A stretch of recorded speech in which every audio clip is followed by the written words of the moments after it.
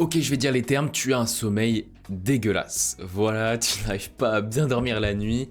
Et je vais t'aider aujourd'hui à résoudre ce problème-là, parce qu'il te cause beaucoup de problèmes.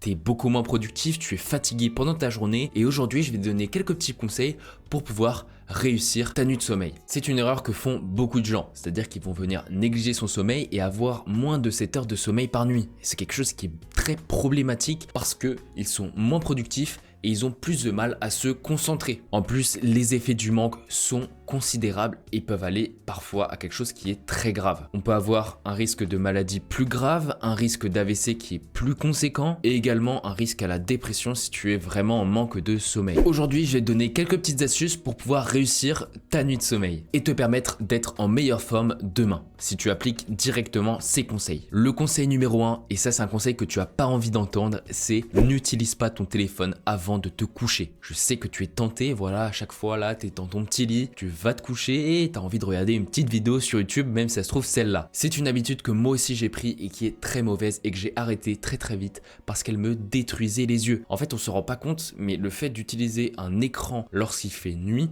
c'est très mauvais pour tes yeux. Mais je sais que c'est tentant de regarder sa dernière vidéo avant de se coucher, mais je te jure que ça n'en vaut pas la chandelle. Et même si en vrai c'est quelques petites minutes de gagner, parce que forcément si tu te couches plus tôt sans regarder ta vidéo, tu gagnes peut-être 15-30 minutes de sommeil. T'as l'impression que c'est pas beaucoup, mais je te jure que ça fait vraiment la différence. En plus, plusieurs études ont montré que le fait d'utiliser un écran va réduire considérablement ton hormone du sommeil, la mélatonine. Et donc du coup, tu vas être beaucoup moins apte à t'endormir facilement si tu regardes un écran avant de te coucher. Je te dis pas de arrêter totalement ton téléphone 2 heures avant, mais en tout cas, évite de l'utiliser au maximum 1 heure avant de te coucher. Conseil numéro 2, fais ta séance d'étirement juste avant de dormir. En fait, au lieu du coup de regarder ton téléphone, tu vas venir prendre 15 minutes pour faire une séance d'étirement. C'est une partie que beaucoup négligent. On ne fait pas d'étirement, on fait beaucoup de sport, mais on n'applique pas les étirements juste après le sport. Et pourtant, c'est une grosse erreur. C'est pour ça que beaucoup d'entre nous sont raides. Il faut faire des étirements. Et pour moi, le meilleur moyen de faire des étirements, c'est juste avant de se coucher. Faire une séance d'étirement va te permettre de relâcher ton corps. Non seulement ça va t'apporter des effets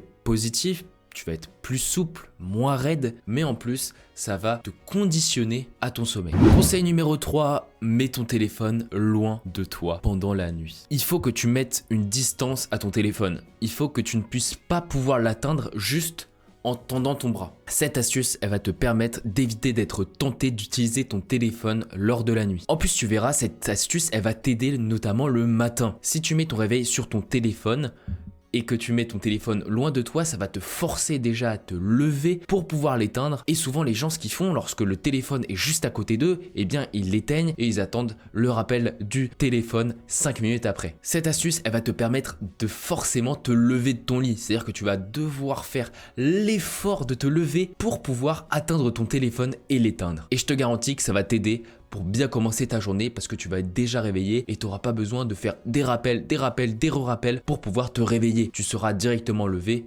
dès le premier son de ton réveil. Conseil numéro 4, remplace le téléphone par un livre. On perd cette habitude et c'est franchement dommage. On a oublié qu'on pouvait lire au lieu de regarder son téléphone juste avant de dormir. La lecture devrait être ton passe-temps favori. Lire un livre, qui n'a jamais trouvé ça incroyable? Tu n'es pas obligé d'utiliser un livre forcément pour t'instruire. Tu as des livres qui sont faits pour t'amuser et je te jure, il y en a beaucoup qui existent. La lecture couplée à l'étirement est une préparation qui est efficace pour ton sommeil. En plus, ces deux éléments vont pouvoir t'aider à t'endormir beaucoup plus facilement. Et enfin, conseil numéro 5, investis dans un bon oreiller. Si tu as du mal à t'endormir ou à avoir une bonne qualité de sommeil, c'est peut-être parce que ton oreiller est de très mauvaise qualité. Comme je te l'ai dit, une mauvaise qualité de sommeil peut vraiment nuire à ta santé. C'est pour ça que je te conseille d'investir dans ton sommeil et donc d'investir dans un bon oreiller. Et c'est souvent sous-coté et pourtant ça va faire une véritable différence. Regarde, achète un oreiller de qualité, tu verras franchement la différence par rapport à un oreiller de bas prix. Voilà, c'était les 5 conseils indispensables pour réussir ta nuit de sommeil. Je te conseille de tous les impliquer un à un. Je te jure que ça fera vraiment la différence au bout de quelques semaines.